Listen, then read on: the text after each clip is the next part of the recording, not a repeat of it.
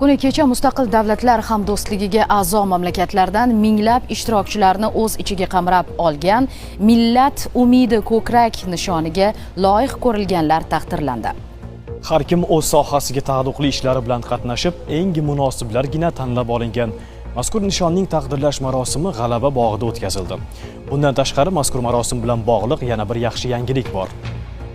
Millat umidi nomi ostida taqdim etilayotgan ko'krak nishoniga ega chiqqanlar orasidan bu kun informatsion dasturi boshlovchisi Sitora Jo'raboyeva ham o'rin egalladi. Maqolalar ko'rik tanlovi e'lon qilingan edi va aynan mana shu ko'rik tanlovida bir nechta maqolalarim bilan qatnashdim va aynan ayollarning media olamidagi o'rni nomi ostidagi maqolam bularga ma'qul kelganligi sababli ham aynan Millat umidi nomli nishonni taqdim etishdi. Bundan juda ham xursandman, chunki bu har bir yosh uchun juda ham katta e'tirof, hurmat desam adashmagan bo'laman. Bu kundan juda ham xursandman. Ko'krak nishoni faqat meniki emas, balki butun bir jamoamizniki.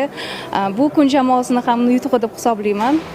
Va shu bilan birgalikda ota-onamning yutug'i, kamchiliklari esa albatta o'zimniki.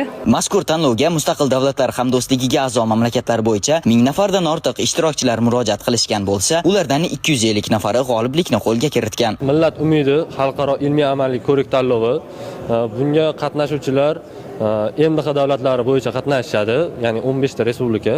Asosiy qatnashchilarimiz O'rta Osiyo, O'zbekiston, Tojikiston, Turkmaniston, Qirg'iziston va Qozog'istondan kelishadi. Taqdirlangan ishtirokchilarimizga har birlariga xuddi shunday holatda medal va udostvoreniylar topshiriladi. Mana bu udostvoreniyadagi qiri kodni agar o'zlari skaner qilishganda o'zlari haqidagi barcha ma'lumotlar kelib chiqadi. Bir qancha kinofilmlar orqali xalqimizga tanilib ulgurgan Aziz Rametov ham Millat umidi deya e'tirof etilayotganlar qatorida. Bilasizmi, bu zaminda har bir inson ota-onasini umidi.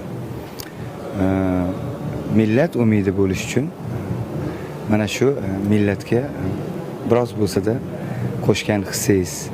Bizni-da o'zimizni kasbimizni yo'nalishi bor. Biz Rossiya davlatida, Amerika Qo'shma Shtatlarida, Turkiya mana shunday davlatlarda malakalar oshirib, aktyorlik yo'nalishi bo'yicha o'zimizni metodikamizni o'ylab topganmiz. Mana shunday zaminda, mana shunday millatni umidi bo'lish, avvalambor ota-onamga, mana shu metodikada yordam bergan ustozlarimga rahmat deyman. Bu kun Shahzod Abdullayev, Bekzodjon Zokirov, Toshkent.